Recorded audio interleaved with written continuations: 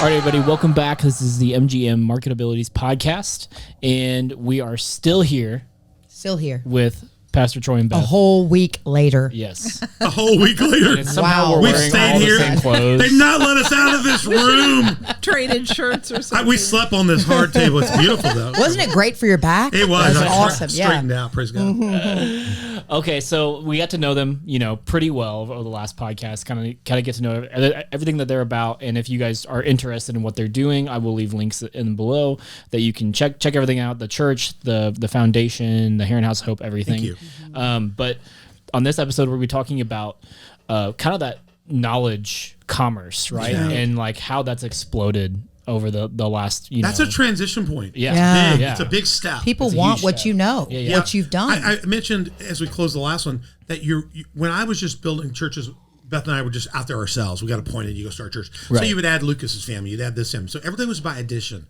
And you worked hard. I mean, it was a hard day's work. Yeah. And I did it again.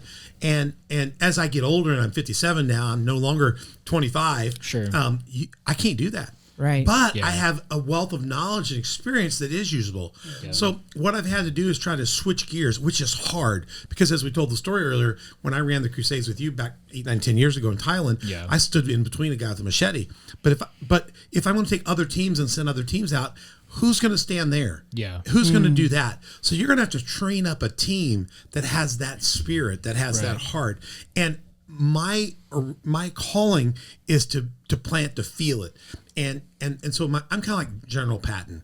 Patton was famous with his troops because he went in the front. Right. When the planes came over, he Always. pulled his shooters and he shot. That's right. McCarthy was not liked by his troops because he stayed about 200 miles behind the line and he called in orders.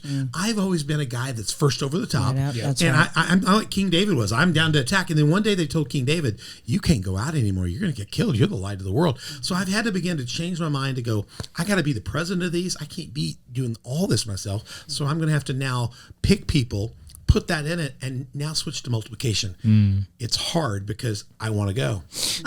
That's why I'm 3 years older than he is. Okay. So I got you that. cougar you. Yeah. She's my sugar mama. I married her for her Social Security. It's coming, baby.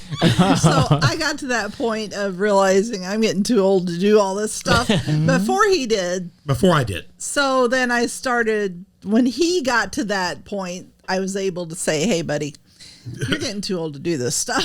Right. Or we got to do it in a different way. In a new way. Absolutely. Yeah, it we've got to takes do some it differently. trust, and you have to rethink about.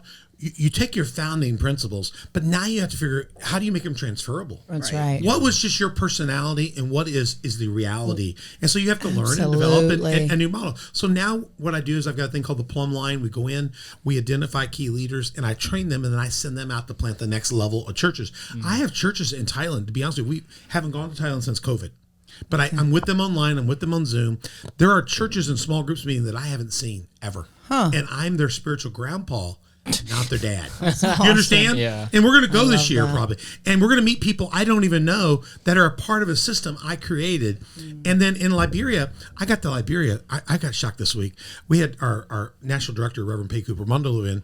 He's our national director of Hands Up Liberia. The churches over there are wanting to come under us directly. They've always been with another denomination that's falling apart right now in the world. And the churches in Thailand are our churches. So I got there and we'd started 15 churches. They have satellite churches. They all came to me and said, we want to come under your leadership. And I said, great. They said, and we got some more. And I found out on this trip, there's now 40 churches over there. They each have satellite churches. It could be 120 plus churches. I'm going there in April to take those 40 pastors and run them through my training program. And then we're going to start working through those 40 churches to plant 40 more and 40 more. You talked about marketing, what you do, and with most of what you guys do, you hear certain words. You hear a lot about hope. You hear about faith. And to me, those can be some of the most powerful ways to brand something because we are in a world that needs those two things desperately. Absolutely. And when you talk about training people, what is it? What are the fundamentals or those things that you tell people, like, here is the commitment statement? It's to bring people to Christ, obviously. Absolutely. But how do we get them there? Well, 1 Peter 3:15 says, "Be prepared to give an answer for the hope that's within you, but do this with gentleness and meekness." Hans Hope's named after that. Yeah. Highland Hope, your church, Right. that was their name underneath. We always said that Highland Hope was going to be a church of people, not a building. And when I met you, Angie, and you were telling me about the ethos of what you do in your marketing, you always said it's not about the product, it's about the people that needs are being met. You've got to decide that I believe Jesus is the hope for people's lives. Amen. And I personally believe that. Yeah. I deeply live that. And then I got to decide, if it's good enough for me, can I be a light to somebody else? And that worked in addition. I just let my energy and my testimony stand, and we saw churches grow. Now I've got to transfer that into leaders. And sometimes you get a bad leader. You get, in marketing, in a business, you get a bad manager. Absolutely. And you can see us. I just came from a store in the town we're in to eat lunch, and they're not going to be around long. I'm just going to tell you right now. Because they have a management change. I was scared to death. But you can also see another church. You could go to another store over in Marion, have a different leader, and you have a different output. Right. So I've decided, instead of planting churches, I will now invest in leaders who can invest in more leaders. And for me, I have to let go a little bit. You're going to have some failures.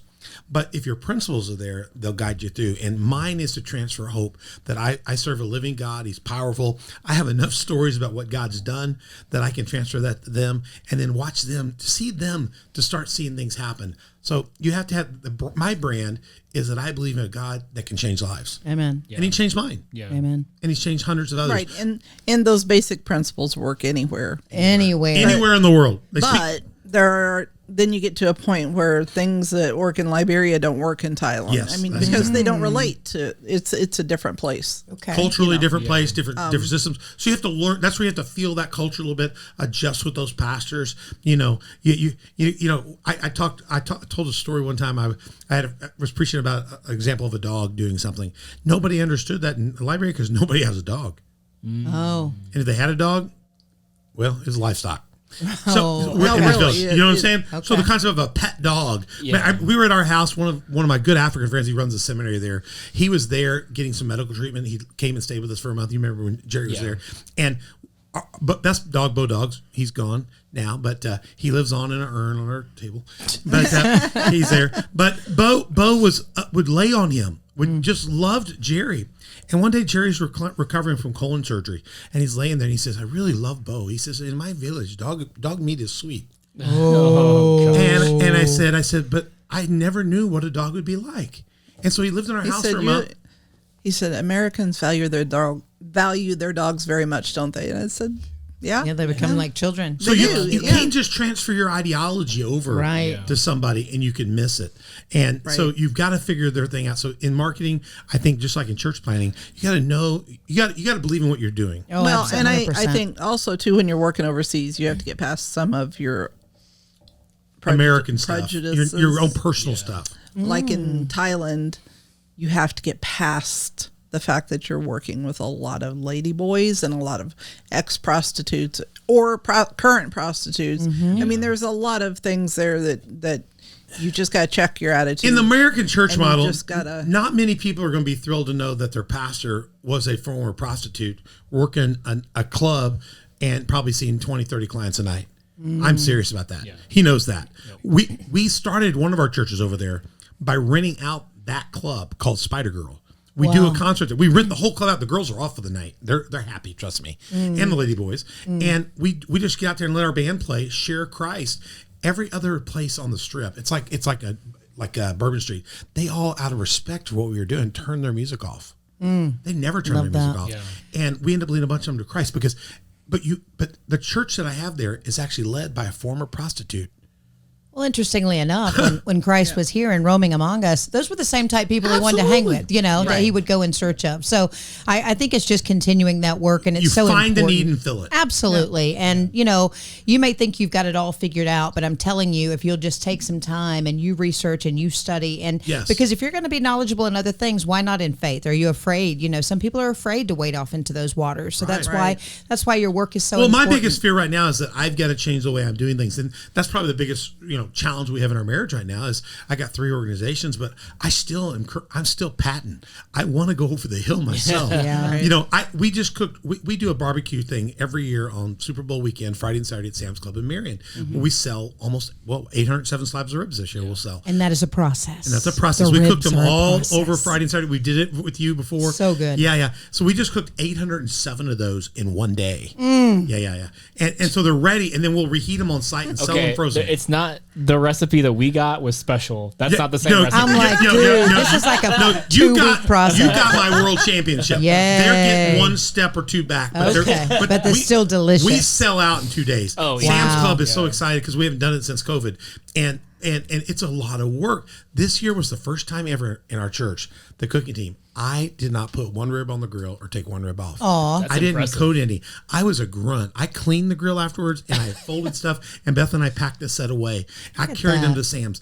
I transferred that, and it was very hard on me, but I couldn't do that and keep up with my podcast, the church, what I'm planning on with a clinic, and what I'm doing. I've got no micromanagement at all. A little bit, but it's you said it's a process. I think the key as a leader has to be willing to develop and launch and adapt as well. 100%. And I'm not over there, but I'm convinced I got to get there, or I'll lose my market and I'll lose my identity in the process. And I got to figure out how to be what I got to do is instead of being patent, I got to learn how to create patents. And I'm transferring the idea, but the fiber's got to come next. So I'm working on that, and I'll get there, or it'll take me down, but I'm not going to stop. Real success and your legacy and what you've done. And, we talk about this, the marketing facet of it. You are not the business. You have to remember that no matter what your business is. And that is so hard, especially when it was your brainchild and it was something that you put all your blood, sweat, and tears in. But if you cannot leave and it operate a year successfully without you, you do not have a business model. Absolutely. I totally agree. Can I give you 2 things? I'm going to give you 2 marketing things that are good. Number 1 is every time I leave, and I left our church oftentimes for a month at a time, didn't I? And our church would grow every time. People would step up in my absence. They would take over leadership level. And the best thing you do when you come back is I keep preaching so I get paid. But and you like it. Yeah, and I love that. That's my call. But let everybody else keep doing what they're doing. So when you step out for a month, don't take a job back. If you're a leader, leave that in their hands and go plow new ground. Go start the next level. Okay. The other thing is, and this is marketing. This is deep level doctoral marketing stuff. All right. So stand by. There's a thing called the bell curve. Organizations and businesses rise on a bell curve. They're born just like we are in life. They come to adolescence. They come to maturity. And then they start going to the senior years like Mother Beth over here. She's over there. And then you come down to the ground. And someday we go to be with Jesus and your life ends. Amen. Businesses run a similar cycle. They're born. They have a strength. They have maturity. And if you're not careful, they start down. And with the life of the owner and the vision of the owner, without a vision, the Bible says the people perish. 29:18 Proverbs. It's true for a business. You have to reinvent yourself as a leader. Now, when do you do that as a marketing leader? I don't care if you're a pastor or leading any business. You don't do it on the way down, because you think about it, when you're going down, you're going straight down. The G-force of if you've ever been a roller coaster, when you're going down, it's like, whoa. To get out of that pull-up, you have to use a lot of power. So most people don't. They can't. They're scared. So they don't. They just hit the ground. They die. They don't want to give up on it. But what you have to do is, if you're over the curve and you want to change, you have to use more power to get out of the death dive. So if your business is spiraling on the backside, you're not going to be able to pull back in reserve. You need to take whatever you have left, find a marketing expert like you guys. You need to find somebody that can plant business ideas, and you need to take your last seed dollar and reinvent yourself now. Absolutely. And what they call, you have to put the turbos on and you pull away and you begin the up climb. Now, Chuck Yeager said when he went to do the thing, to pass the sound barrier, 4 other pilots went up and tried it. And when they get to a certain point, it would get bumpy and they'd pull back, say the plane's broke, we'll check it out. Yeager got up there, and when it started doing that, he says, wonder what it'll do if I push forward. He didn't pull back, and he pushed to the other side of sound, and it leveled out. Yeah. What I want to suggest is some of you may be here. Use your last bit to reach out and get an expert in there to help you rebrand yourself and figure out what you need to be doing to get there and find the right market. Or even better, here's how you prevent that. Instead of living life on a bell curve, live it on the S curve. So when you're at the top of your growth, don't go, we've arrived. Go, we're at the top of the roller coaster. What's next? The down. Time to diversify. When you're there, spend the money to get somebody to come in and evaluate how to reproduce and go to that. So Building live your team. on Absolutely. an S. And if you can do that, you'll continue to see success and Love expansion. that. Yes. So that's multiplication. In its many forms. I love that. The bell curve versus the S curve. It's everything. One way you live as a rancher, the other way you live as you are somebody that owns many ranches. Oh. And you got to reinvent yourself. When you go, we're at the top of the world, you need to go, I got to decide, do I live there? Or do I look up again and get a fresh vision? Get back to work. And figure out how to and get back to work. Amen. Because if you think about Evel Knievel when he jumps all those motorcycles, he jumps at the top of a ramp. You don't want to jump facing down. You go on the ground. Jump when you have momentum. That's right. People believe in you. It's so true. But if you haven't hit the ground, it's not too late. Right. You got to take what's left, and you can never save an organization, institution, a business by just declining assets and refusing to do things. You're going to have to power out. Yeah. We tell people that all of the time. They don't believe us. Oh, I know. I tell churches, they say, well, we're cutting this back. We're cutting that. Don't cut it back. Don't cut back. Spend your last dollar. Go beg grandma for one more gift and do something different. But if you eat your seed money, you'll have no tomorrow. Absolutely. And everybody has possibility and everybody has opportunity. It's just what you do with that opportunity and, seize that moment. And even if it's not the best time for you, I'm sure a lot of these things that have happened to you guys, it's like, really, God, now? Can't we just rest? Right. Okay, go ahead, take your cruise, but when you come back, be ready. That's right. But you've got to, and it's scary. And we're right now having to reinvent ourselves because we started churches, started multiple churches, but now we got multiple organizations that are going to be a part of building a larger. And you're getting ready to do something else. Absolutely. Yeah. To fill a gap. That was a plug. That is. Thank you so much. Yeah. We have the Herrin household doing feeding and stuff like that. And this is my wife. Earlier was asked, does she ever get a word? She said the other day, before this all happened, she said it'd be nice if we had a shelter for people to go up and take a shower and a bath if they were filthy and dirty at the house of hope and they needed some help. And it was that very day I was in another meeting and we had 2 nurses that travel with us overseas and they were asking us from a group if we would start doing some wellness checks on our people at the clinic, at the House of Hope. If we just do, check their blood pressure, check their, and they were offering free kits through a grant. And we said, sure. And so I asked the question, well, if we find the high blood pressure in these people, they have no money, have no resources. What do we do? Do we send them to your emergency room? And they said, oh Lord, no, don't send them to our emergency room. They don't have any money or resources. We'll go broke. So why do you want us to do these wellness kits? Well, we got a grant to give you wellness kits. And I said, so we're gonna make these poor people aware of high blood pressure, hypertension, diabetes, whatever, and then really they can't afford to get help. Why don't we just leave them alone? Oh, let them die without knowing. It would be more graceful, to be honest with you. Yeah. And they said, then the 2 nurses I invited to hear this pitch on this wellness clinic, they were incensed by it. I'm with Pastor Troy. Why would we call a need for it and not be able to meet it? Right. And then they said, Pastor, Hands of Hope, what we do overseas, we could fix this here. And I said, well, we're not licensed here. And so that led to the idea. I said, there's a building for sale next to House of Hope.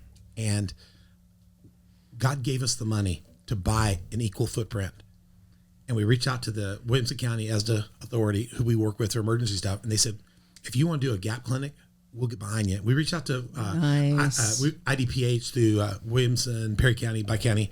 And they said, we could use what you're doing. And by the way, they said, could you do a shelter or 2 upstairs? And I said, can we put a shower in for my wife? And they said, yes. So we just got the building. It's vacant. We're fixing to get volunteers to start doing construction. Nice. And our plan is to put a gap clinic that will help people from when we find them on the streets, and they don't have coverage and no insurance. We will treat them until we can get them an Illinois health card, which we have been given authority to get through IDPH through our emergency grant. And then we'll get them into a proper provider for the long-term care. Yeah.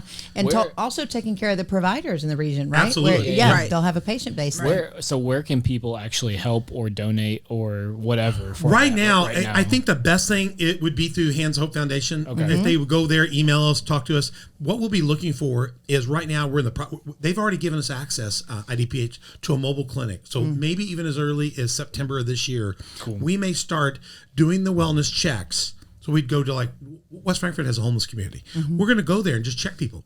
If we find somebody that needs help beyond the check, we identify something, we're going to give them a clinic date. Now, we'll probably start with that mobile clinic because it's going to take us about a year to finish our building out and put the proper clinic in there. And we're going to use the portable clinic to do that. We're going to go to different resource centers that Take Action Today has. They're a behavioral training, behavioral healthcare group in the lower part of this region, helping people overcome drug addiction, alcohol, different things. We're going to partner with them. They have resource centers where they help people. We're going to go do clinics there at the House of Hope. And we're going to get people into our mobile clinic and eventually into our standing clinic. So if you're a PA out there, you're a nurse practitioner or a practicing physician, and you're willing to volunteer a half a day of clinic, even once a month, every month. We don't want you one time. But if you're willing to give us a routine few hours a month, we're going to set up schedules with those volunteer providers to do the care. They're not going to do the field stuff. We're going to use like schools of nursing, volunteer nurses to do that. Good. Yeah, but we're going to bring them into clinic, let you help treat them. My son's has got his doctorate of pharmacy. He's working with local pharmacies to provide a basic medicine kit that we can help, and we'll be partnering in lots of ways. And then we're going to have the one employee. Everybody will be volunteers, the nurses, the doctors, the screeners, but we're hiring one social care nurse trainer because we all going to need training to be able to treat this kind of group of people. Plus, we're going to need to be training people on how to handle their diabetes, how they handle their food, how to handle hypertension. We're going to hire one person that's going to be the case manager to help people from the time we put them in the clinic till the time that we get them handed over to a permanent provider with either.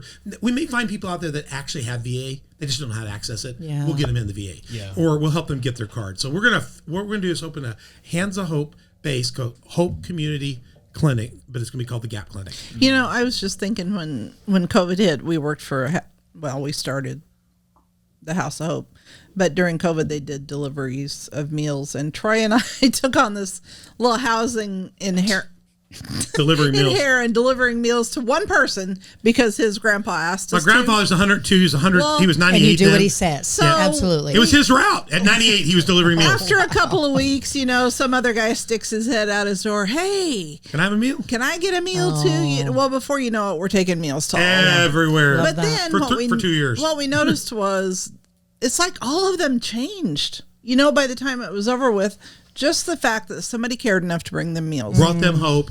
They got them out their door. Love that. And then they started talking more to each other. Hope is contagious. You could just see it was. And I want to say, when we started going to Africa, it was not. Had nothing to do with medical missions. No. It was totally to start planning. churches, church planning. The medical developed. What happened, we lead people to Christ.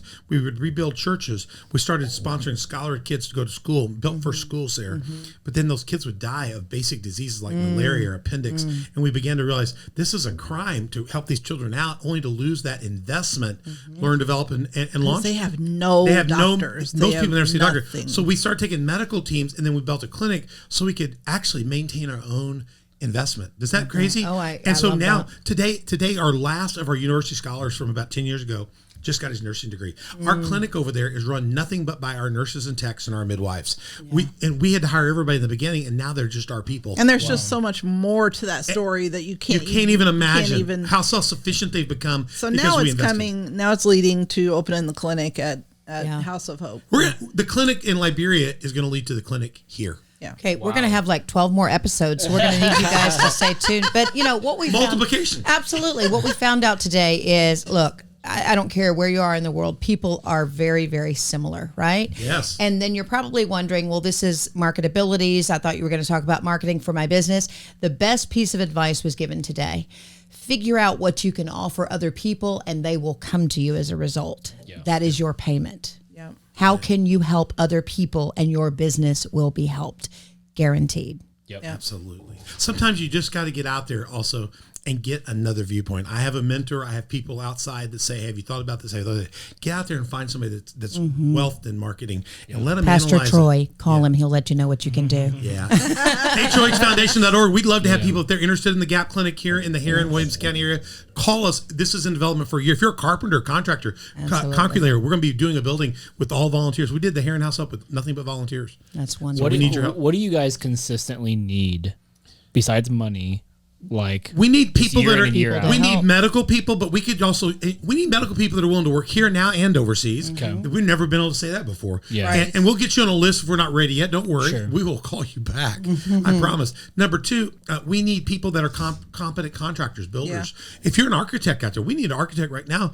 I don't, if I have to go, I got an $80,000 Harrison Bruce Foundation grant to match nice. the purchase of our building. Okay. I got that much to redo a whole building, a huge building, Right. a building almost half the size. Right. And the more people out there that experience will come alongside us, the better. I just had somebody that said they would do the back concrete. We have somebody helping with the roofing.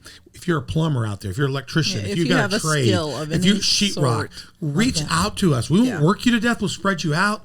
But if you have a trade, or you're just willing to work, call us. That's right. And we, of course, we have a feeding program and a soup kitchen and a shelter that we work with. And you don't have to be a medical person to go to the Africa trip. Not at all. I mean, Not at all. they'll use anybody. Now, if you want to see medical stuff, we'll put you in a room and you can scribe for somebody. Right. And if not, we'll put you out doing registration, or you just help us with one of the church crusades, or maybe work in one of the schools. There's lots There of is things. so much work to be done. oh, there's so much. Yeah, no doubt. And the other thing you could do if you feel like you don't bring any of these skills or trades or whatever to the conversation, just keep your eyes open and help meet a need. Sometimes it's You at also least about know making somebody. connections. Absolutely. Yeah, there Yes. are donate links at hohfoundation.org. They can hit our donate link if they just want to give money. But Wonderful. That's fine. But we could really use human resource.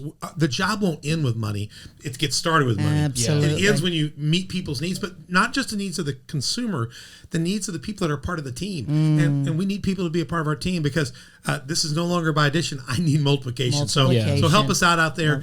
And I think there's a lot of things you can get back in. Everything we're doing could be reproduced in your community, in your church, in your region. Come learn. Absolutely. Thank you so much, guys. Yeah. I'm so happy we began. I mean, you've had the relationship. I'm just going to ask to be adopted now. So I too can be You're in. family, so. You're in. And I think you'll do as much to help us in the future as we can do. Looking forward to I'm it. excited about what you offer to us. And It would be a it's pleasure. just amazing. All right. sure. Well, thank you so much, guys, and we'll see you next time. God bless.